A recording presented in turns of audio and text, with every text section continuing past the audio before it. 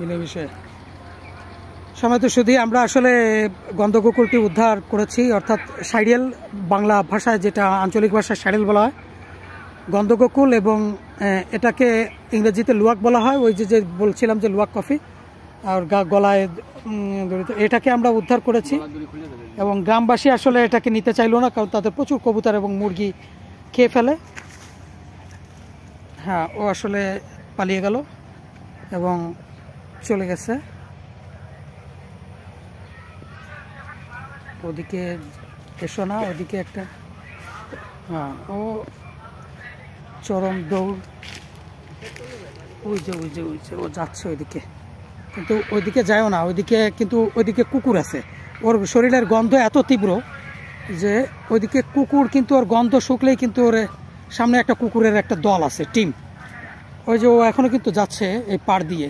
কুকুর যদি টের পায় না তাহলে কিন্তু হামলা করবে, আর কুকুর কিন্তু ওর শরীরের তীব্র গন্ধ টের পেয়ে যাবে। হ্যাঁ, তো আজকে এই গন্ধকুকুরটা উদ্ধার করেছে আমাদের সজল কুমার বিশ্বাস, এবং সার্বিক সহযোগিতা ছিল আকিব। যেহেতু ওর হাতটা কেটে গেছে এই জন্য ও এটা ধরতে পারেনি, তবে সার্বিক সহযোগিতায় ছিল, এবং আমরা ওটাকে দেখতেছি ওটা কই গেছে। আমরা ওটাকে নিয়ে এসেছি আপনার এই যে নদীর পাড়ে। এটা হচ্ছে কি আপনার মজুদখালী নদী, এই নদীটা। হ্যাঁ, এই নদীটা আপনার ওই ইসের সঙ্গে, ভৈরবের সঙ্গে এবং আতাই নদীর সঙ্গে সংযুক্ত একটি নদী। সেই নদীর পাড়ে নিরিবিলি গ্রাম, সেখানে এসে ছেড়ে দিলাম ওকে। তো সবাইকে অসংখ্য ধন্যবাদ। বন্যপ্রাণী সম্পর্কে কিছু বলে দাও। আসলে বন্যপ্রাণী বলতে যেটা আমরা যে গন্ধগোকুলটা উদ্ধার করছি দিঘলিয়া থেকে, এই গন্ধগোকুলের কয়েকটি অপকারী দিক আছে এবং কয়েকটি উপকারী দিক আছে। তো অপকারী দিকগুলোই আগে বলি, যে মানুষের পোষা যে সমস্ত প্রাণী, কবুতর, হাঁস মুরগি, এগুলো এই গন্ধগোকুল বা সাইরেল যেটাকে বলে, এরা কিন্তু খেয়ে ফেলে আর কি, রাত্রেবেলায় এসে চুরি করে খেয়ে ফেলে। এটা হচ্ছে গেন সবার অভিযোগ যে এটা খেয়ে ফেলে, কিন্তু আমাদের এই বিষয়ে যে কথাটা যে আমাদের ভাবতে হবে যে এই বন্যপ্রাণীগুলো কেন আমাদের পোষা প্রাণীর প্রতি হামলা করতেছে। কারণ বনে বা ওয়াইল্ডে ওদের খাবারের সংকট ঘটে গেছে, ওদের যে খাদ্য শৃঙ্খল এটা নষ্ট হয়ে গেছে, তার প্রমাণ হিসেবে সে আপনার আমার বসতবাড়ি থেকে পোষা প্রাণীগুলো খেয়ে নিচ্ছে। আর উপকারী দিক যেগুলো আছে সেগুলো হচ্ছে গেন যে গেছো ইঁদুর দেখা যায়, গেছো ইঁদুর, বড় বড় গেছো ইঁদুর, কলা খেয়ে ফেলে ইঁদুরে, তারপরে আপনার ইঁদুরে নারকেল খেয়ে ফেলে, অন্যান্য ফলমূল খেয়ে ফেলে। তো এই যে ফলমূল খেয়ে ফেলে, এই গেছো ইঁদুরে কিন্তু দমনে রাখে, খেয়ে মেরে ফেলে গন্ধগোকুল। অর্থাৎ খাদ্য শৃঙ্খলের যে ইটা আর কি, বন্ডিংটা আমরা কিন্তু এটা দেখতে পাই যে আমাদের যখন কলা খেয়ে ফেলে ইঁদুরে, আমাদের যখন নারকেল খেয়ে ফেলে ইঁদুরে, আমাদের যখন অন্যান্য ফলমূল ইঁদুরে খেয়ে ফেলে, তখন কিন্তু আমরা এইটা দেখতে পারি যে ইঁদুরে ক্ষতি করতেছিল। আর যদি সেখানে গন্ধগোকুল থাকতো, গন্ধগোকুল এসে ইঁদুর খেত, তাহলে আমাদের উপকার হতো। আর এই যে আমাদের পোষা প্রাণীগুলো খেয়ে ফেলতেছে, আমাদের ক্ষতি করতেছে, এই ক্ষতিটা আপনারা ভাবতে পারেন যে সরকারের ট্যাক্স নেওয়ার মতো। কেমন যে সরকার, আপনি মোবাইলে 1 টাকার কথা বললে সরকার 27 পয়সা কেটে নিচ্ছে। এইটা কিন্তু আপনার যদি সরকার যদি ওই 27 পয়সা না নিত কেটে, তাহলে এই যে টেলিযোগাযোগ ব্যবস্থার জন্য যে সমস্ত কেবল, যে সমস্ত আনুষঙ্গিক খরচ, এটা কিন্তু সরকার আপনারা দিতে পারতো না। তাই এই যে গন্ধগোকুল আমাদের যে সুবিধাগুলো দিচ্ছে, ইঁদুর থেকে বলছি, তারপরে বিষধর যে সমস্ত সাপ আছে, সেই সাপ অনেক সময় খেয়ে গন্ধগোকুল আপনার উপকার করে, আমার উপকার করে। তো এটা আপনি এই উপকার পাইতে গেলে এই যে আপনার ক্ষতিটা করছে, এই ক্ষতিটা আপনার ট্যাক্স মনে করে মেনে নিতে হবে। আর হচ্ছে গেন গন্ধগোকুলের আরও একটা কথা বলতে গেছিলাম, ভুলে গেছি বলতে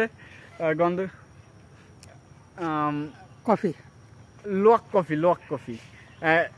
এই যে পৃথিবীর সব থেকে যে দামি কফি লোয়াক কফি কিন্তু তৈরি করা হয় এই গন্ধগোকুলের বিষ্ঠা থেকে, মানে সোজা বাংলায় পায়খানা থেকে। তো কি করে, লোয়াক নামের একটা ফল আছে, সেই ক্যাপাচিনো, ওটা হচ্ছে কি লক কফির যে ফ্লেভার, এই ফ্লেভারের একটা ফল আছে, সেই ফলটা এই গন্ধককুলকে খাবারের সাথে খাইয়ে দেওয়া হয়। আর এইগুলো করা হয় পোষা গন্ধককুলের মাধ্যমে। ওরা কিন্তু ফার্ম করে, গন্ধককুলের ফার্ম করে এই যে ফলটা, কফির ফলটা, এটা ওরে খাইয়ে দেয়। খাইয়ে দেওয়ার পরে ওর পেটে যে বিভিন্ন হরমোন আছে, সেই হরমোনের সাথে রিয়াক্ট করে এই ফলটা পরিপক্ক হয়। আর পরিপক্ক হওয়ার পরে এই ফলটাকে প্রস্তুত পরে বিষ্ঠার সাথে বের করে দিলে, তারপর তার সাথে সেটা ফলটাকে বের করে দিয়ে নিয়ে পরিষ্কার করে। ঝগড়া করো না, যাও। এই বাবারা থাম। তো যেটা বলছিলাম যে লক কফি কিন্তু তৈরি করা হয় এইভাবে, যে ওর বিষ্ঠা থেকে ওই ফলটা সংগ্রহ করে তারপরে সেই ফলটা প্রসেসিং করে সেই ফলটা দিয়ে কফি বানানো হচ্ছে। আর সেই কফির দাম প্রতি 1 কাপ 12,000 টাকা, বাংলাদেশি টাকায় 12,000 টাকা থেকে 26,000 টাকা পর্যন্ত লক কফির দাম হয়ে থাকে। তো দেখেন যে ওয়াইল্ডের প্রাণীগুলোকে বাইরের দেশে, আমাদের বাংলাদেশের বাইরে এইভাবেই কিন্তু বন্যপ্রাণীদের কাজে লাগানো হয়, বন্যপ্রাণীদের বন্ধু বাবা হয়। আর আমাদের দেশে দেখা যায় যে অনেক সময় বন্যপ্রাণী, যেমন ধরেন সাপকে আমাদের দেশে দেবী মানা হয়, কিন্তু আমাদের দেশেই সব থেকে বেশি সাপ হত্যা করা হয়। পৃথিবীর অন্য কোনো দেশে কিন্তু সাপই মানা হয়, ওয়াইল্ডের প্রাণী মানা হয় এবং তাদের ভালোবাসা হয়, তাদের কিন্তু দেখলেই মেরে ফেলা হয় না। তারপরে আরও একটা জিনিস যেটা দেখাই, আমাদের দেশে কিন্তু নদীকে মা মনে করা হয়, আমাদের দেশে নদীকে দেবী মনে করা হয়, কিন্তু আমাদের দেশেই সব থেকে নদী দূষণ বেশি হয়।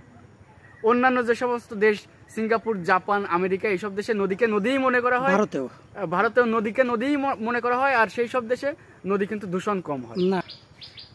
আমাদের যে ভারতীয় উপমহাদেশ আছে, এইখানে দেবীকে গঙ্গা দেবী, অনেকে মা মনে করে, অনেকে অনেক কিছুই মনে করে, মানে খুব সম্মান দেয়। আর আমাদের দেশে নদীর মধ্যে হাইগিয়ে ধ্বংস করে, মানে সোজা বাংলায় বললাম আর কি, নদীতে হাইগিয়ে ধ্বংস করে, প্লাস্টিক ফেলে, বাড়ির যত ময়লা আবর্জনা আছে সব নদীতে এনে ফেলে, নদী দূষণ করে। অন্যান্য দেশে জাপান, আমেরিকা, সুইজারল্যান্ড, সিঙ্গাপুর, সেই সব দেশে নদীকে কিন্তু নদীই মনে করা হয় এবং নদীকে নদীর মতো করে যত্ন করা হয়। আচ্ছা, তুমি একটা কথা বলতেছিলা যে এরকম বন্যপ্রাণীর ক্ষতির দিক। জি, ক্ষতির দিক মানে ওরা হাঁস মুরগি খায়, কবুতর খায়, এটা একটা ক্ষতি। জি, আমরা যে হাঁস মুরগি কবুতর খাই, ওইটা কি ওই প্রাণীদের জন্য একটা ক্ষতিকর দিক না? আমরা আসলে হাঁস মুরগি খাই এইটা না, আমরা হাঁস মুরগি পোষা প্রাণী, আমরা পোষা প্রাণী খাইতে পারি, এটা আমাদের হক আছে। কিন্তু আমরা যে ওয়াইল্ডের প্রাণীগুলো খাইয়ে ফেলি, ওয়াইল্ডের প্রাণীগুলো এখন পোষা প্রাণী, ওইটা তো পোষা প্রাণী। পোষা প্রাণী আমরা খাই, পোষা প্রাণী আমাদের, আমরা ওয়াইল্ডেরও খাই, আমরা সব খাই, আমরা বাদ দিই কোনটা? আমরা যেগুলো অবৈধ আমাদের জন্য, সরকারিভাবে অবৈধ তাও খাই, বৈধগুলো নৈতিকভাবে হচ্ছে কি বলে ধর্মবিরুদ্ধ। এখন এখন ঘটনা হচ্ছে কি, বৈধ অবৈধ পরে, আমরা তো প্রাণীগুলা খাচ্ছি, মানুষরা এই প্রাণীগুলা আমরা যখন খাই, তখন ওদের কাছে কি আমরা ক্ষতিকর না? অবশ্যই। তার মানে কোনো প্রাণী যদি কোনো প্রাণীকে খায়, এটা ওদের খাদ্য হিসেবে খাইছে, এটা কোনো ক্ষতির দিক না, এটাকে ক্ষতি বলা যাবে না। খাদ্য শৃঙ্খলে বনে খাবার পাইনি, ও সামনে পাইছে, এই প্রশ্নটা সহজ একটা সমাধান, সেটা হচ্ছে বর্তমান সময় খুব খেয়াল করে দেখবেন গ্রাম অঞ্চলের দিকে কুকুরে হাঁস মুরগি খাচ্ছে। আজ থেকে 10 বছর আগে কিন্তু কুকুরে হাঁস মুরগি খাইতো না। এই যে খাচ্ছে, এর কারণ কি? আমরা কুকুরের খাদ্য শৃঙ্খল ধ্বংস করে ফেলেছি, নষ্ট করে ফেলেছি। আমরা অন্যান্য ওয়াইল্ডের প্রাণী বাদ দিলাম, আমরা কুকুরের খাদ্য শৃঙ্খল পর্যন্ত ধ্বংস করে ফেলছি। কিভাবে? আগের কালে দেখা যেত গ্রাম অঞ্চলে কুকুরকে ফ্যান, মানে যে আমাদের ভাতের যে মার হতো, মানে ফ্যান হতো, ওই ফ্যানটা কিন্তু আমরা কুকুরের জন্য রেখে দিতাম। ফলে কুকুর ওই ফ্যান খাইতো, আমাদের ফেলে দেওয়া মাছের কাঁটা, ফেলে দেওয়া মাংসের হাড় কুকুরে খাইতো। কুকুর কিন্তু আমার পোষা প্রাণী ডাটার খাইতো না। কিন্তু এখন দেখা যাচ্ছে যে আমরা ফ্যান, ওই যে ইলেকট্রিক যে সমস্ত প্রেসার কুকার হয়েছে, তারপরে রাইস কুকার হয়েছে, এতে আমরা কিন্তু আর ওই আমাদের কি বলে অতিরিক্ত তৈরি হয় না, কিছু ফ্যানও তৈরি হয় না, আবার বাড়তি কোনো খাবার কুকুরের থাকতেছে না। যে সমস্ত হাড়, মানুষ এখন আগের মতো সেরকম খুব বেশি জোটা করে, উচ্ছিষ্ট বানায় না, কারণ সবকিছু দাম বেড়ে গেছে। আমরা মানুষ কুকুরের খাদ্য শৃঙ্খল পর্যন্ত ধ্বংস করে ফেলছি, তো এইসব প্রাণী খাবে কি? ওকে, ঠিক।